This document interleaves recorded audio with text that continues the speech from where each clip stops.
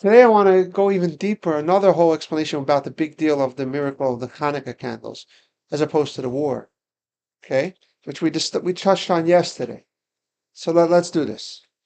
I think we have this, Joe. Where are all the donuts? Oh, we did this It's a one miracle. yesterday. I thought I only had space for one, but he had eight. Okay. He ate eight, you get it? Mm-hmm. Eight. My Hanukkah, the Gemara asks, what does Rashi say on this question? Al Ezer Nes Kavua. He's telling you how to understand what the Gemara's question is. For what miracle was the holiday established? What's the choices? There's a lot of wars that they won miraculously. They were so weak, and they were so small, and they were so untrained, and they were going against the mightiest armies in the world, the Greek Empire then, and they won. Or there was a miracle of oil that burnt. So which is the miracle that the rabbis base the holiday on? Why did they decide to make a holiday? That's how Rashi guides you to understand the Gemara's question. Not my Hanukkah, what's the story? No, it's actually asking why did they make this holiday? Let's see carefully what it says. The Tanu Rabbanan. This is actually a text. You know where this is from? It's from an old word called Megillas Tainis. Used to be a list of special days throughout the year that like days you don't say Tachton, we would have like people have lists now. So at the time of Bayesheni, they had like a list of special days that you don't eulogize and you don't fast, or some of them you only do it's less restriction. You could eulogy, but you can't. You just don't fast, or you can't even do eulogies and so on. So one of the days in that list is one of the holidays, minor holidays, is Hanukkah. Yeah, that's where it's recorded. This is a quote from Megillas Tainis. We don't have any more Megillas Tainis, I've seen this time. but they reprinted it from all the collected excerpts that they have. It was like sort of republished. They made it again. You have it in Menachos, you have it in Brachot, you have it in different parts of it. It also famously says that all the dates that were mentioned there are no longer commemorated after the destruction of the temple. Besides, it says Purim and Hanukkah were like famously excluded. Okay, so let's see how the Gemara puts it. But Kislev, on the 25th of Kislev, Yom Hanukkah Tamni'ina, is the days of Hanukkah, and there are 8 days. The Loila Mispah behind, the Loila Isanis behind. Days on which we don't do eulogies and we don't do fasts. Because when the Greeks entered the temple, the Beis Hamikdash, Timo Kol Hashmonim Shebeichol, they spiritually defile all the oils that were in the Beis Hamikdash. When they finally were able to rise up against them and overthrow the Greeks, the family of the Hashmonaim, the Maccabees, Batku, when they tried to renovate the Beis Hamikdash, they searched for loy matzu ela pach echad shel shemen. They only found one jug of oil, shayamunach b'chayis shel kohen gadol, that was sealed with the high priest's seal, that was not defiled. V'loy haya by ela lahadik yom echad. That was enough only for one day.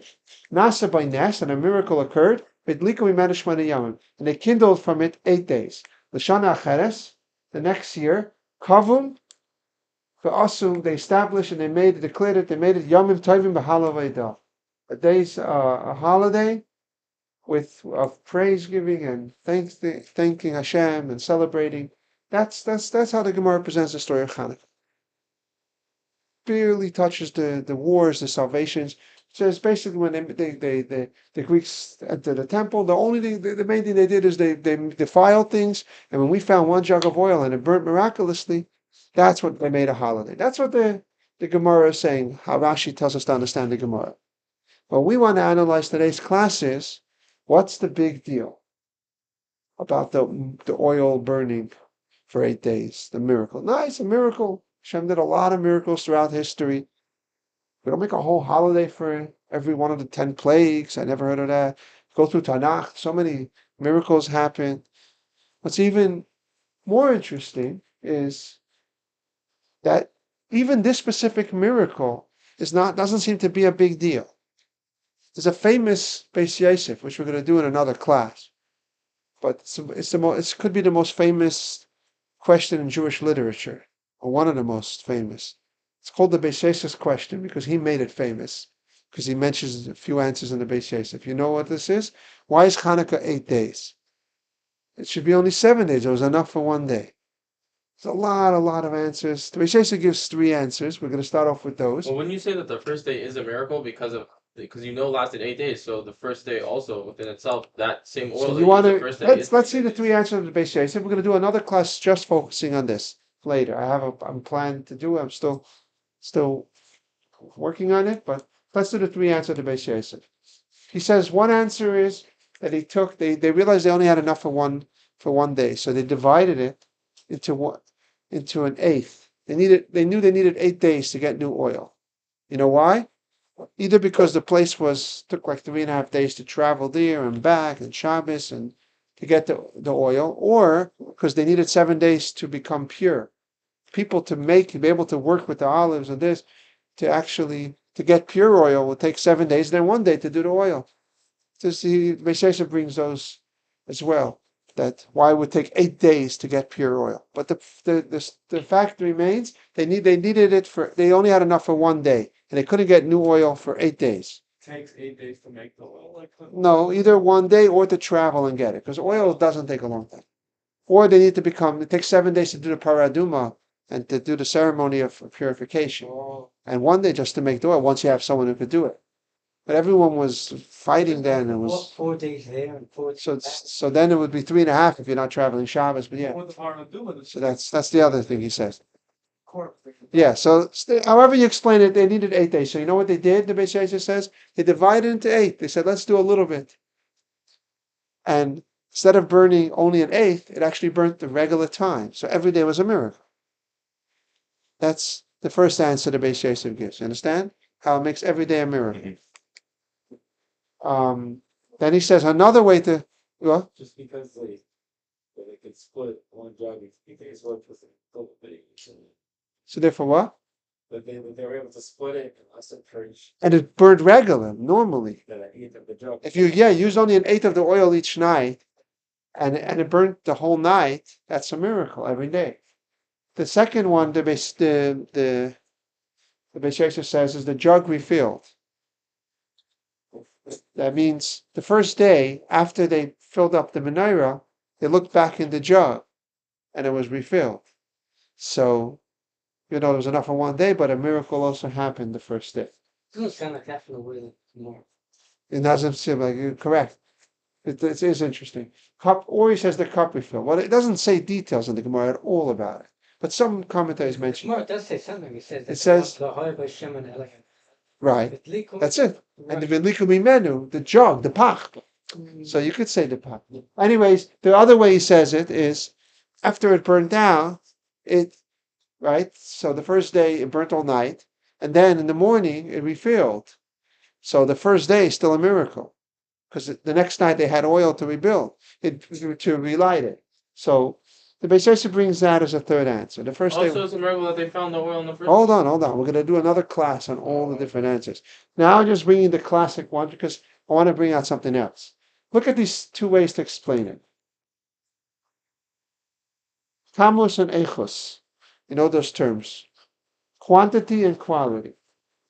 Right? They're actually, the 3 answers that the Beis Yosef gives fall into these 2 categories. The first one is, it's different kind of miracles. That it was, when you say 1/8, right? If they used an eighth every night and it burnt regular, that means the quality changed. The oil became more powerful, times 8. It burnt 8 times as strong or as long as normal, regular, natural oil burns. This miracle, like injected the oil with power and ability to burn 8 times as strong. Some kind of quality miracle. The other 2 answers is the jug refilled or the cup refilled would be quantity, right? That the miracles, more oil came from somewhere miraculously. Either the jug refilled or the menorah cups refilled, but oil was just appearing from somewhere. That's a miracle. But the oil burnt exactly like regular oil. It was totally normal, ordinary oil. There was no quality change. But more oil was miraculously added and to the jar or to the cup. Okay, so there's two ways to explain the miracle based on this classic Beis Yosef, and the problem is both of those we already had. Remember this Rashi in Chayei Sarah? That by the mothers of the Jewish people, by Sarah, by Rivka, it says the exact same thing. Hayoner dolok me'er Shabbos le'er Shabbos. They put enough for Shabbos, and it burnt. They put it for a few hours to burn Shabbos candles, and it stayed lit by Sarah and Rivka. Rashi says that it stayed lit till the next Shabbos. Oh. It was a miracle that happened. No holiday, what's the novelty? Channukah was such a major thing. We had it already for hundreds of years, maybe, by Sarah's life and Rivka's life, probably by Rachel and Leah. It doesn't say that. It says it clearly by Sarah and Rachel. So that's if you explain it quality. What if it was quantity? We also have a whole story about Elisha. Remember Elisha and the oil? What did she say? What did the prophet told the woman? Bring all the jugs so you can Bring the jugs and start pouring all the empty vessels, and the oil appeared. So if you want to, however you learn the Beis Yosef, the different approaches, both of them we already had in Tanakh, and it's what's so big deal about Hanukkah that it gets, because of this miracle, we made a whole holiday. And then it was all, by the way, by Sarah and Rivka, it was also the whole Jewish people. Hanukkah was not, by the way. Many Jews were not even in Eretz Yisrael during Channukah. I didn't mention yesterday when we did the history, but a lot of Jews were still in Bavel and in Persia.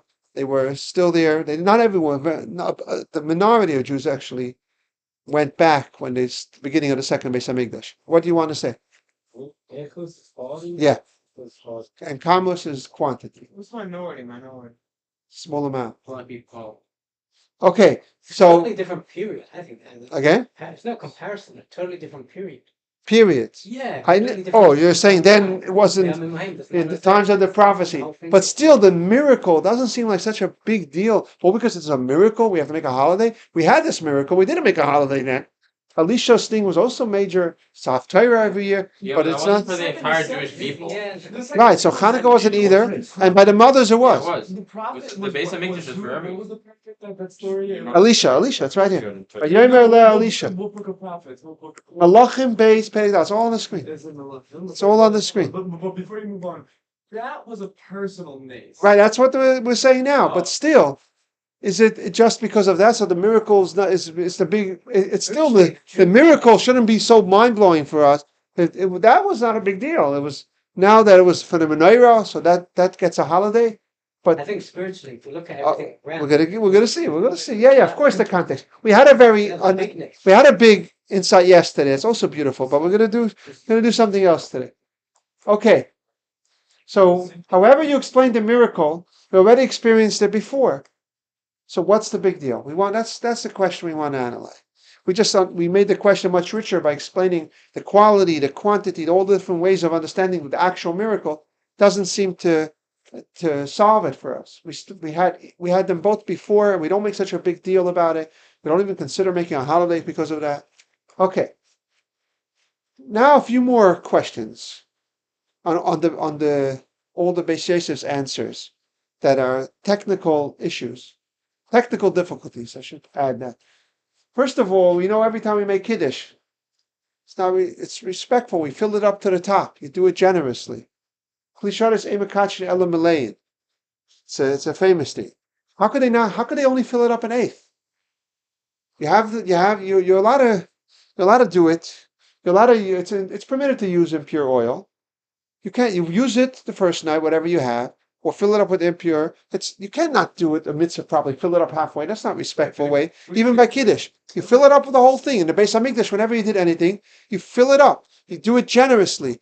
It's a way of giving honor to Hashem. You're absolutely allowed. I'm going to bring the slide in a second. Halacha is when the tzibur, when everyone's impure, everything's impure, it overrides. Halachically, you can use impure oil. I'm going to bring that Rambam. In a moment. Let me turn off the. We can cut this out. We could cut it out. Don't worry. I have to turn off the sound. It's going to happen again. Okay. No, we can actually do that because you have an edit. It was. I think I'll bring it on the next thing. Okay. So another answer that's brought is this is a different variation. They filled it up all the way, and an eighth went down every night. Understand? They didn't fill up. This is, I think, the Briskerov or others bring. It's a variation in one of the Beis Yosefs, well? Eating everything. Right, but if it's a miracle going on, it's slowly burning. I'm sure they left it. No, but according to this, they could have turned it off. Yeah, and put it back. Everything Yeah. Only an eighth burned, right? But I don't know if they take the oil out. But okay, whatever.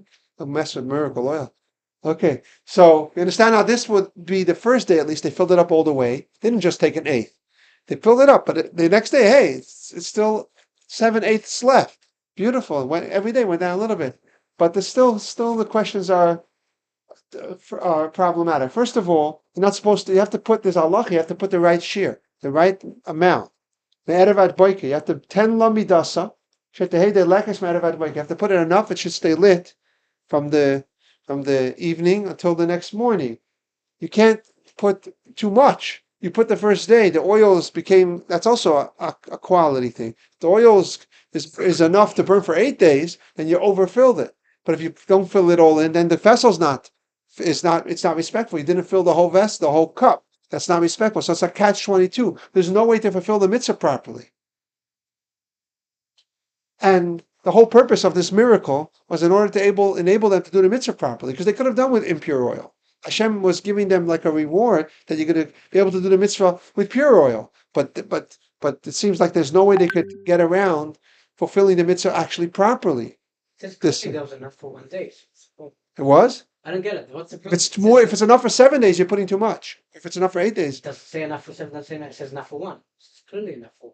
well, The Gemara says, "V'choyer b'shem, el hadik b'yom." right, it was enough for 1 day. Yeah. But if it actually miraculously became enough for 8 days, then you're putting too much. No, because that's a miracle. Right, but if No. it is, but you're not fulfilling the mitzvah the best way possible. You're putting too Come much. on, Come on. Yeah. According You to, can't. According to nature. You cannot put it What? right. No, but after the first day, let's say even then, are they allowed Why to should you take leave out it in? oil? They see it's burning much slower. What should they do? Should they just leave it in there and they see it burns 8 times, but the next day it's much more oil? And also, Maybe they didn't get minimum. was there too much oil the first 7 days? And also, then it would still be a problem of the second day. Why not fill it up? Why are you leaving an eighth empty? You still have to fill it up with impure oil because you have to fill it up generously. Another technical difficulty is you're not allowed to rely on a miracle. Fill it up with impure oil. You can't say I'm putting an eighth or it went down an eighth. I'm going to rely. The miracle's happening, so I'm not going to. No, you can't. You're not supposed to do that. You're not supposed to rely on miracles. You're supposed to do the mitzvah the best you could. The whole point is, this is the Rambam I kept telling you. The Gemara says Tuma Hutra B'Tzibur. The Rambam brings the halacha the Gemara says the impurity, spiritual defilement is permitted by the Beis Hamikdash when the congregation, when everyone is tamei or everything is tamei. The Rambam paskins Vadlakas Anedes Deiches HaShabbos V'Esatuma. You're allowed to light menorah on Channukah on Shabbos in the Beis Hamikdash V'Esatuma, and if it's impure to oil, you still do it. Kikarbanas. Shekavu Lahem Zman. Like any avoida that has a set time, like the menorah had to be done every day and the karbanos had to be done, even if everyone is impure, you still do it. And the menorah has to be done every day. You could bring a korban with a blemish. It says Tuma and Shabbos are overridden. Impurity and Shabbos. It doesn't say everything. And even certain tumas, this is the Scott. Pesach Sheni is a famous thing. So they were permitted to use impure oil. So how could they not fill it up all the way? You have so many little technical problems and the whole reason, because of this, why is Hashem doing a miracle even? They could use impure oil. Why? He wants to help the Yidden, he wants to show his love for the Yidden, his acceptance again, how they're close again. He's enabling them to do the mitzvah beautifully and properly. But they're not getting that. All these technical difficulties, you're not really doing the mitzvah properly. Either you have too much oil, you're relying on a miracle, or you're not filling it up with impure oil. How could you do that? Another problem on the quantity. It says to use shemen zayis. You have to use olive oil, not shemen nes, not heaven oil. This oil came from, I don't know where it came from, but then it wasn't squeezed out of an olive. Is that the best way to do the mitzvah? The Torah says, Shemen Zayizah Kasas Lamar. Now we used that the first day, whatever, and then the oil came from some cloud somewhere. I don't know where it came from. There's some heavenly oil jar. Why is that a question? If Hashem gives you something, then obviously it's Well, but Hashem could Hashem find a just way gave you an Avera, to like- conform to His own guidelines. So you're still doing the mitzvah. He told us to do it. We have to try. We No, have to Hashem try can to change do it. it. Hashem Are can- we allowed to Hashem do can that? to your child. Are we allowed to use this miracle oil, or do we have to take tamei oil that came from an olive? Had the So you'll say what? Had the Kohen Gadol's heksher. Right, but then that was the first day. But then when the jug refilled afterwards, where did that oil come from? No one knows that it came from an olive. Oh, okay, so you could say that it doesn't really. You could fulfill it that it has all the qualities of olive oil, and Hashem is giving it to you. But still, is that the best fulfilling what the Yes. Torah said to do? To squeeze out an olive oil and use that? Maybe you should use tamei oil. These are little problems that all the Mepharshim discuss. Very good. It doesn't bother Elazar so much. Yeah. But it is again when the whole point of this miracle was to help us do the mitzvah the most beautiful way. There shouldn't be any technical difficulty. So what's going on? Wasn't the whole purpose of the miracle to enable the Jews to do the mitzvah the most beautiful way? No, I see it a big one. I see it like It's a big question.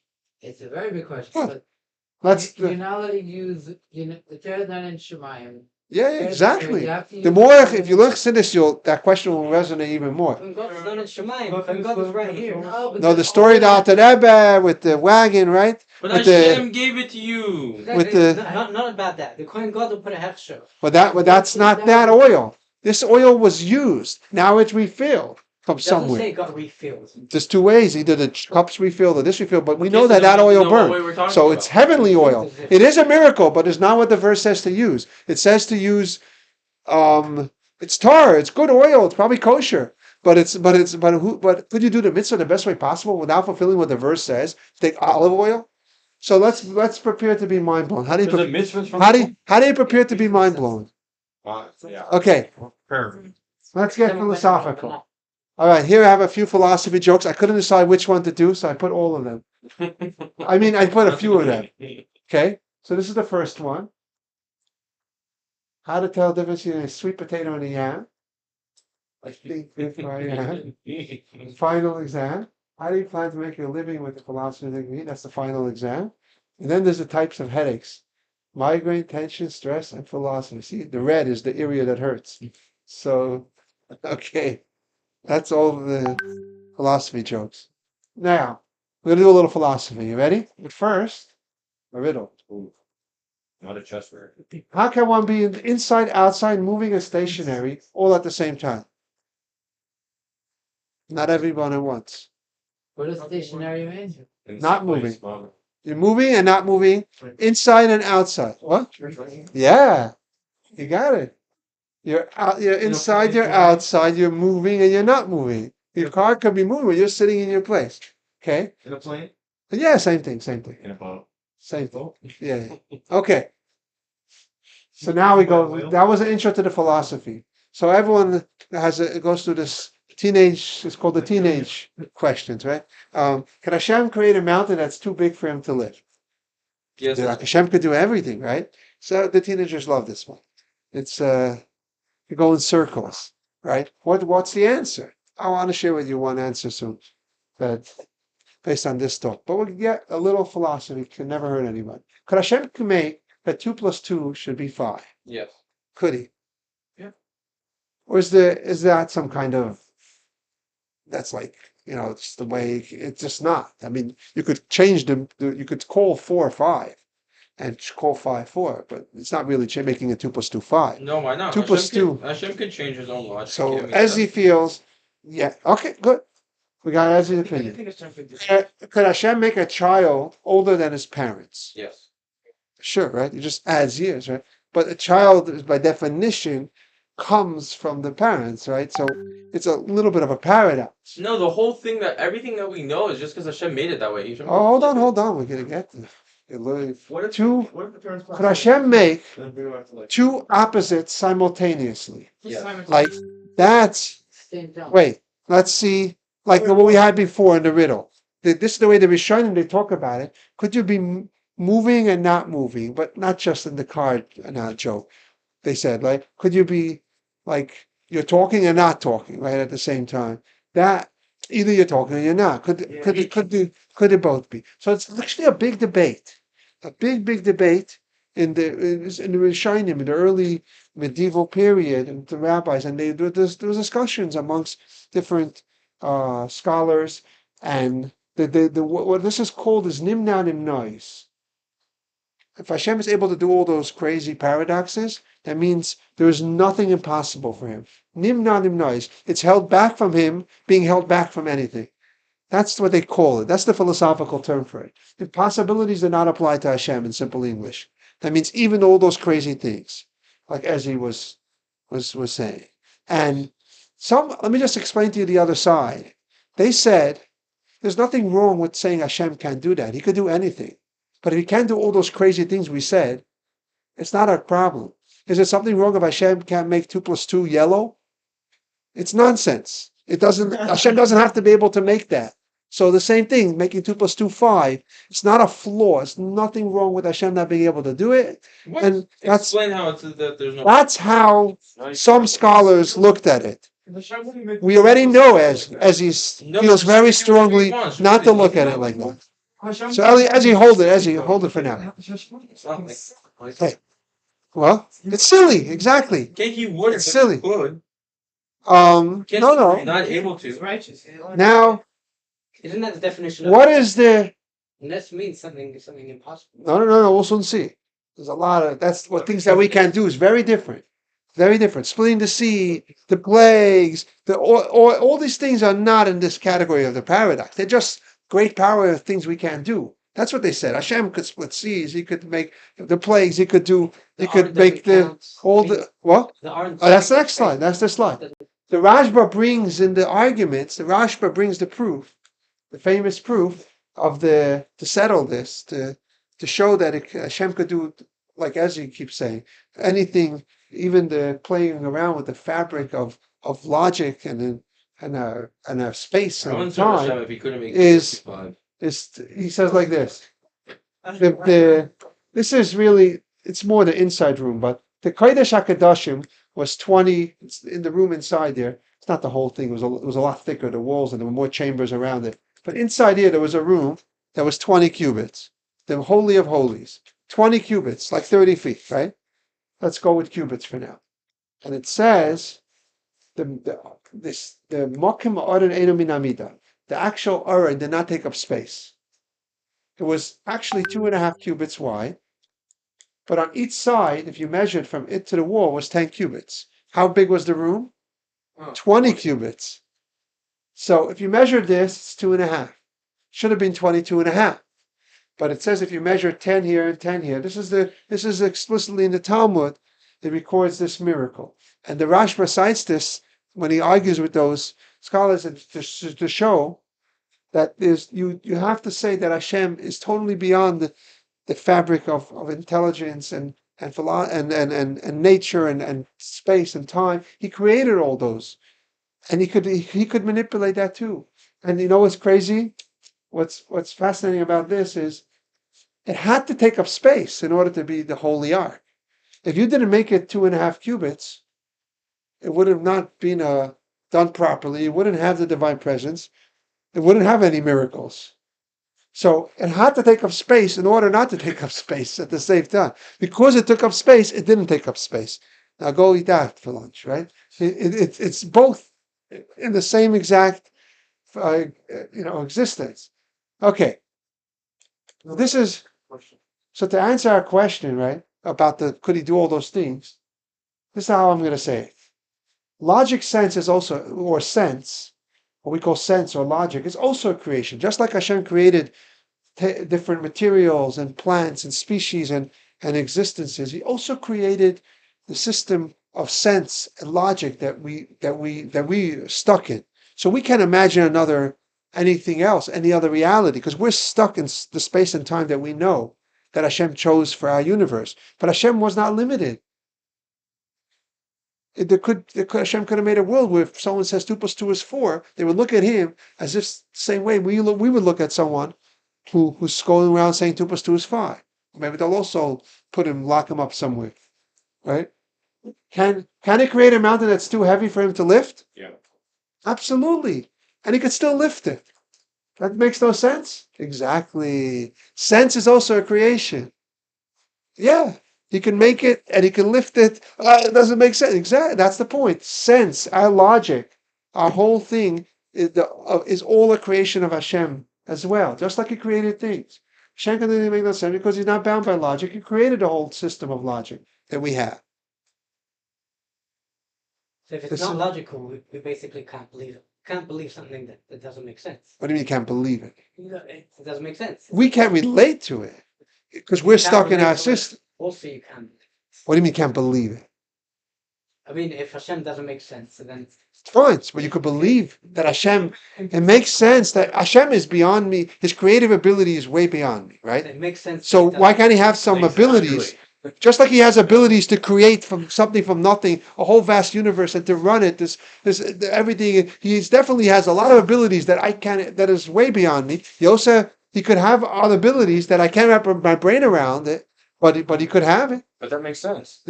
Okay, Makes exactly. sense. So Hashem doesn't make sense. That's fine. You could say Hashem And that has the makes sense. ability to work our whole our fabric of sense and time. Yeah, that's gonna be. That makes sense. He's much more powerful than us. Okay, He has so it ability. does make sense. Now you're saying it makes sense. Yeah, exactly. That Hashem is greater than us. That's logical. It's interesting. Okay, so the snare, it says, he saw that the snare was burning by the burning bush, the genesis of the Exodus, right? So the snare was burning. It was it's being consumed, but it's not being consumed at the same time. So the Rebbe says this could have been This similar. Was the first Hanukkah. What? This was the first Hanukkah. Well, we'll see. Wait. So this, the Rebbe says, could have been a revelation that happened by Chanukah. And this time, this is nothing like the Kamos or Eichos miracles that we had before at all. This is a whole nother revelation of such a high level of Hashem's miracles. All the other miracles in the Torah, the splitting of the sea, the plagues, the oil by Sarah, the quality, that just, Hashem made the oil stronger. Hashem added some more oil. It's all within logic. It's just a little more. Hashem can make a wind blow and split seas. Hashem's power, all the miracles throughout Tanakh were not such a high revelation. But by Chanukah, the Jews merited a revelation of Hashem's ability to totally confound the whole system of logic and sense that we know. Such a deep revelation. We never had such a miracle like this. And this is the big deal of the miracle. This resolves all the questions also. This will also help us make the mitzvah do in the best way. Why? It was olive oil, just burnt and didn't burn at the same time. It burnt and did not get consumed. It had exactly the right amount because it was stayed regular oil. It just made no sense. They did not rely on a miracle, meaning it was enough oil, it was full, the exact amount, everything was. Hanukkah, we celebrate an unprecedented revelation of Hashem's power. That's why it's a big deal. It was a special Gilui. How did we merit? After the first day, when they saw it's not burning. Doesn't matter. It's still normal olive oil. And it's still not more, not less, and it's full, and everything's perfect. It's not and it's all in. That was your question earlier. Right, but it is burning. It is burning. It's just, it actually is burning. If you're able to check it's burning olive oil. It just didn't at the same time. That doesn't make sense. I know. That's the point. Okay, do we merit such a great? The question is why? Why Hanukkah did the Jews merit such a great revelation? Like Purim, nothing was close to this, right? Why did we merit such a great thing? So, Because that's how they acted. oh, that's the thing. We also do miracles, and Hashem responds in kinds. When we go out of nature, when we go out of our nature, like our regular serving Hashem, when things are rolling along, and then when it's hard, it's like a miracle. Then when it's really hard, it's another miracle. It's a higher miracle. And when we do Mesiras Nefesh, that's like the greatest kind of miracle. But even that, Mesiras Nefesh is based on a miracle. There could be three forms of our kind of inspiration. When we get electrified with self-sacrifice. Kamus, Echlus, and Nimnanim Nois. That's the three ways we just had. What's the difference? Quality, quantity, quality. Look at the miracles. When did the miracle happen? When does the actual, special miracle actually happen in Kamus? By quantity. When's the actual miracle? The next day. When? No, the one moment. Oh. More oil appears somewhere. Afterwards, if you see it, do you notice any miracle? You see oil burning totally fine. It's a one moment thing and it's not even noticeable anymore afterwards. So sometimes in our life we have this burst of inspiration of Mesiras Nefesh and self-sacrifice, but it's momentarily. There's no sign of it even afterwards. You can't even see it. It makes a small dent in our life. Then there's Echos. Echos, something changes, and it's noticeable the whole time. Because let's say it's burning an eight times as slow, or it's much stronger. So you could see it. But the change only happens at one time. It became stronger oil. But it has more of a lingering effect. So that's a different kind of Mesiras Nefesh. So oil had And then the third kind of Mesiras Nefesh is that every moment, you understand, miracle happens for a moment, but it's not recognizable afterwards. Like quality, miracle is recognizable the whole time, throughout the day. Miracle happens every moment. That's what kind of state of Mesiras Nefesh the Jews reached when they were fighting for Hashem's honor, for Judaism against the Greeks, and keeping Torah mitzvahs. So Hashem responds with the deepest kind of miracle of totally overriding the whole fabric of creation. Now the Rebbe, when he ended this explanation, Can you say over the first two? let me go back. Let me just finish it because it's really late. The Rebbe, I want to say, was so beautiful, humble. How the Rebbe just suggests that this, even though it's just a whole revolutionary explanation about the miracle of the oil and the miracle and what was the Channukah all about, the revelation and why, he says this is what the Beis Yosef probably meant in one of his ways. When the Beis Yosef says, and they came in the morning and they found the cups were still full. The Rebbe says this is probably the Beis Yosef other third way. That the three ways is the three ways of the Beis Yosef: the Kamos, Echos, and the Nimna Nimnois. The cups, the jug was the regular Kamos, and the 1/8 is the Echos, and then the Beis Yosef suggests a third way that they found the cups still full. That's what he said the Rebbe meant. Okay. You wanted to understand these better. We'll go back to here. And Nimna Nimnois is not only something changed it's burning and not burning at the same time, and that's happening every moment. That means it's very, very hard to be in a state of Mesiras Nefesh constantly, but that's what it corresponds to. Like you're not just got inspired and excited and it's like lingering a little bit One day, or showing. No, but it's constant. They were just in a mode of Mesiras Nefesh. That's very hard to. For a long time, the Jews were being constantly and having Mesiras Nefesh for Torah mitzvahs. So Hashem responded with a miracle that was constant every moment, totally transcending the other two levels? Nature. The other two levels represent different other ways of like when you get inspired and it gives you a boost and then it fades. That's different ways.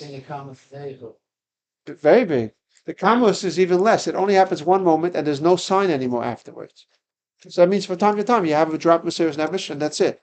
The Echos, it lasts. It lasts much more. You get into inspired and excited, and you could see it as it's burning. You could see something happen because it's burning slower. But the miracle only happened once when it transformed its qualities and it became stronger. And the third way is that every moment is a miracle. So